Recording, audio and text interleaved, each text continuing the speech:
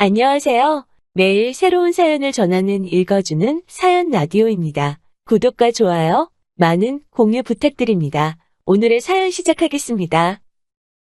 안녕하세요. 저는 이제 결혼한 지 1년 조금 넘은 30대 여자입니다. 욕심 많은 시댁과 진흙탕 싸움을 하고 있습니다. 제가 어렸을 때 어머니가 암으로 일찍 돌아가셨습니다. 자궁암이었는데 완치인 줄 알았다가 결국 재발해서 세상을 떠나셨어요. 외가 쪽은 원래 재산이 많았고 당시 외할머니께서는 어머니에게 주려던 건물을 작년봄 저에게 주셨습니다. 아버지는 어머니가 돌아가신 이후에도 재혼하지 않으셨어요. 말씀하시기를 사춘기 딸에게 더 큰 혼란을 주고 싶지 않으셨다고요. 저는 외동딸로 아버지에게 단 한 번도 맡기는커녕 싫은 소리조차 들어본 적 없습니다. 딸바보인 아버지 덕에 다른 친구들보다 더 예쁨 받고 사랑받으며 자랄 수 있었습니다. 그래서 결혼하기 전까지도 저는 아버지랑 여행도 자주 다니고 늘 가깝게 지냈습니다. 저희 아버지는 부동산업을 하시는데 생활하는 데는 전혀 무리가 없으십니다. 제가 결혼할 때도 넉넉지 못한 시가와 남편의 사정을 고려하여 아버지 소유의 20평대 아파트에서 생활할 수 있게 해주셨습니다. 이 집은 아버지가 혼자 사시는 집에서 걸어서 20분 정도의 거리에 있어요. 시가의 경우 퇴직하신 시아버지와 평생 전업주부만 하던 시모가 연금으로 생활을 하는 상황이었어요. 게다가 아직 시집가지 않은 남편보다 2살 많은 신우도 있었고요. 원래 아예 재산이 없던 집은 아닌데 시부가 친구 보증을 서면서 한순간에 망해버렸다고 남편이 말하더라고요. 그래서 결혼식도 제가 7 정도 부담하고 남편이 3 정도 부담해서 했습니다. 결혼식을 올리기 전까지는 시모도 아가씨도 저에게 정말 잘 해줬기 때문에 이 점에 대해서는 조금도 억울하게 느끼거나 하지 않았네요. 남편과 저는 공무원 시험을 준비하는 학원에서 만났습니다. 하지만 저는 시험을 앞두고 건강이 급격히 나빠져 시험을 포기할 수밖에 없었습니다. 반면에 남편은 한 번의 재수 끝에 7급 공무원이 되었고요. 그 이후로 저는 아버지 부동산업을 이어받을 것 같아서 아버지 밑에서 일을 배우고 있습니다. 또한 저는 제 건물에서 나오는 월세가 있기 때문에 굳이 직장 생활을 하지 않아도 생활이 가능하거든요. 지금 생각해보면 건물을 받기 전만 해도 오히려 남편과 다투는 일이 거의 없었습니다. 그런데 건물을 받고 나서부터 남편과 제 관계가 묘하게 어긋나기 시작했던 것 같아요. 일단 사건의 발단은 건물에서 나오는 월세를 왜 제가 관리하냐는 시모의 불만 때문이었습니다. 제 건물임에도 불구하고 시모는 계속해서 부부재산은 공동재산인데 왜 그걸 저 혼자 관리하냐는 거였죠. 제가 이건 공동재산이 아니고 제가 상속받은 제 재산이라고 몇 번을 정중히 말씀드려도 소용이 없으시더라고요. 참고로 건물에서 받는 월세는 한 달에 이것저것 다 빼고 나면 800 정도 됩니다. 게다가 제 건물 1층에 공실이 났다는 걸 알게 된 아가씨가 자기는 옛날부터 카페를 해보는 게 꿈이었다면서 자기한테 세를 달라고 하더라고요. 그런데 일단은 자리를 잡아야 된다고 1년의 시간을 달라더군요. 한마디로 1년은 공짜로 장사를 하고 싶다는 거예요. 보증금이나 월세 같은 거 없이요.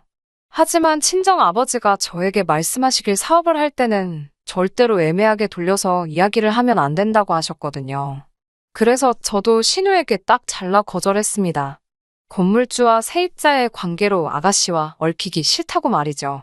사실 아가씨가 어떻게 생활하는지 저도 본 게 있잖아요. 절대로 성실한 사람이 아닙니다. 저희 친정아버지는 늘 저에게 가방이나 지갑 같은 선물을 많이 사주시는 편이었어요.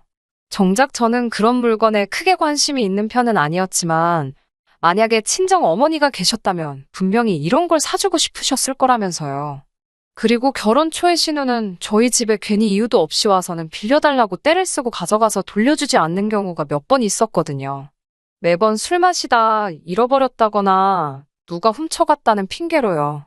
신우하고 그런 물건 한두 개로 날 세우기 싫어서 미운에 떡 하나 더 주는 심정으로 괜찮다고 한 적이 한두 번이 아니었어요. 그래서 저를 호구로 봤던 건지 이제는 가게까지 내달라는 거잖아요. 이런 아가씨를 제가 뭘 믿고 제 돈 투자해서 카페를 만들어주나요. 그런데 이 일을 들은 시모가 노발대발 난리가 났더라고요.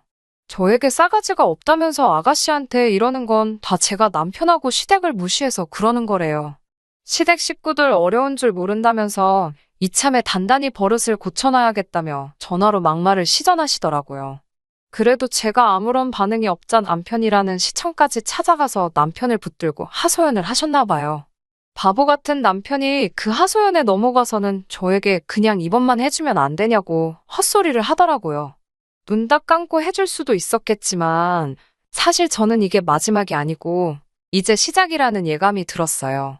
왜냐하면 이따금씩 저에게 네 시아버지가 집에만 있으니까 좀이 쑤시는가 보다면서 니네 아버지, 그러니까 저희 친정아버지를 말하는 거예요.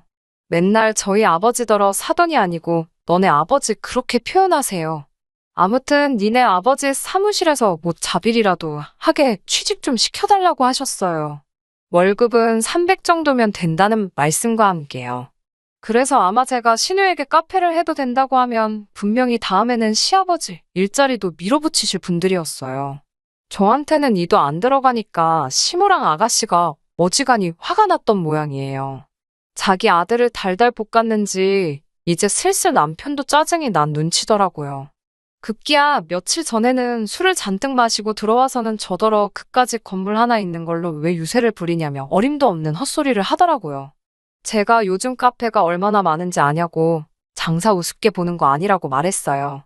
자꾸 이런 식으로 나오면 시댁 식구들하고 안 보고 살겠다고 했어요. 그러자 남편이 저에게 쌍욕을 하며 시댁으로 가버렸습니다. 그래도 제가 전화도 안 하고 아무런 반응을 안 보이자 한 일주일 만에 들어와서는 한다는 소리가 이제 집에 저희 친정 아버지 못 오시게 하랍니다. 친정 아버지 집에도 한 달에 한 번만 가라고 하더라고요. 20분 거리 사시는 친정 아버지 혼자 식사하시는 게 마음에 걸려오고 갔던 거고. 그렇다고 저희 아버지가 남편하고는 한 번 제대로 마주친 적도 없는데 갑자기 친정 아버지를 걸고 넘어지니 이놈이 제정신인가 싶더라고요. 지금 사는 이 집도 친정 아버지가 해주신 거나 마찬가지인데 남편이 무슨 생각으로 저러는지 어이가 없더라고요. 저는 그렇게는 못하겠다고 맞섰고요. 그러더니 이번에는 시모한테 잘못했다고 시모가 하라는 대로 하겠다고 사과하랍니다. 다시 한번 싫다고 했더니 얘이는 어디다 팔아먹고 맨날지 애비밖에 모른다면서 애비애비 거리더라고요. 저더러 엄마 없이 자라서 시모한테 효도하는 법도 모른다면서요.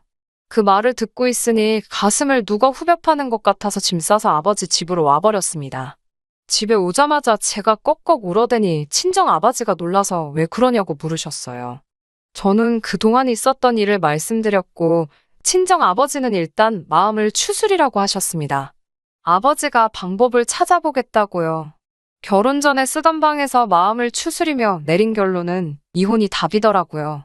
제가 뭐 한다고 이런 시댁에 돈줄이 되어야 하나 싶어서요.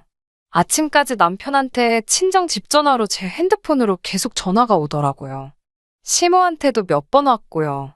집에 가서 마저 짐을 챙겨오고 싶은데 혹시나 시모를 마주칠까 무서워서 못 가겠더라고요. 친정 아버지는 고모한테 전화해서 제 이야기를 다 하셨나 봐요.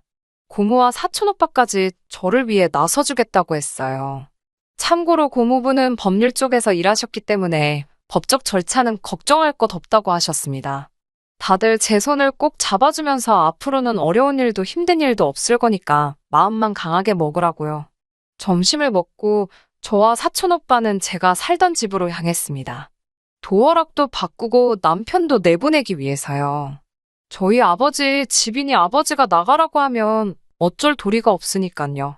집안에 간이 아니나 다를까 시모와 아가씨가 거실에 떡하니 앉아있더라고요. 저는 떨리는 마음을 추스리면서 그 둘을 유령 취급하고 제 집 몇 가지를 챙겨서 방에서 나왔습니다. 열쇠하는 분을 불러 도어락을 바꾸기 시작하니까 시모랑 아가씨가 난리가 났습니다. 사촌 오빠 옷을 잡아 끌고 저를 때렸습니다. 결국 오빠가 경찰도 부르고 친정 아버지도 오셨습니다. 그러자 그렇게 고함 지르고 난리 치던 시댁 사람들이 눈치만 살살 보고 조용해지더라고요. 친정 아버지가 당장 네 아들 짐 싸서 내 집에서 나가라고 소리를 치시면서 눈에 보이는 남자 물건은 다 현관 밖으로 집어 던지시는데 그런 아버지의 모습은 태어나서 처음 보는 것 같았습니다. 시집 잘못 간 바보 같은 저 때문인 것 같아서 눈물이 나더라고요. 시모와 아가씨는 저더러 독하다 천벌받을 거다라며 악담을 하고 짐을 주워 가더라고요. 저도 더 이상 가만히 있기는 싫어서 아가씨 뒤에 달라들어 잡아뜨렸습니다. 아가씨가 미쳤냐고 저한테 고함을 지르길래 저도 질세라 뺨을 때리면서 거지같이 어디 빌붙을 궁리하지 말고 네 능력으로 인간답게 살라고 했네요. 시모랑 아가씨가 고소한다고 난리치길래 나도 할 거니까 두고 보라고 소리 질렀어요. 얼마 지나지 않아 남편놈한테 다시 전화가 오기 시작하더라고요. 이번에는 피하지 않고 받아서 말씨름 더 이상 하고 싶지 않으니까 그만하라고 했어요. 이혼하기로 결정했고 법대로 하자고요. 그러자 남편 말이 시모가 주도권을 잡아야 한다고 세게 나가라고 해서 자기가 그런 거라고 잘못했다고 싹싹 빌더라고요. 하지만 제가 더 이상 귀찮게 하지 말라고 했어요. 찾아오지도 말고 그러면 당신한테 불리한 증거만 쌓인다고요. 그러자 이제는 문자로 계속 잘못했다고 한 번만 용서해달라고 사정을 하네요. 지금도 생각하면 다시 손이 덜덜 떨립니다. 정신 차리려고 하루에 세수만 몇십 번은 하는 것 같네요. 법적인 절차를 밟으면서 알게 된 일이지만 시모랑 아가씨는 남편을 통해 알았었는지 저희 아버지에게 어려운 줄도 모르고 몇 번이고 연락을 했었더라고요. 저를 설득시켜서 그 건물에 카페를 열게 해주라고요. 씨알도 안 먹히니 나중에는 저희 아버지에게 사업하신다는 분이 융통성도 없고 답답하시다며 가족끼리 이러는 거 나중에 지옥 가실 거라는 저주스러운 말도 서슴지 않으셨더라고요. 남편이 재산 형성에 기여한 바도 없고 함께 산 세월도 길지 않아서 이혼에 관해선 더 이상 걱정할 일은 없을 거라고 고모부가 다시 알려주셔서 지금은 그래도 마음이 한결 편안합니다. 앞으로도 힘든 일이 많겠지만 잘 버텨보려고 합니다. 친정 아버지는 원하면 해외에 가서 못다한 공부를 더 해도 좋고 아니면 무식하게 시댁처럼 무턱대고 사업한다 하지 말고 계획하고 배워가며 장사 한번 해보라고도 하시네요. 당분간은 이런 힘든 시간은 있고 미래만 바라보며 살아보려고요. 긴 이야기 들어주셔서 감사합니다. 오늘의 사연은 여기까지입니다. 구독과 좋아요, 알람 설정해주시면 앞으로 더 좋은 사연으로 찾아오겠습니다. 감사합니다.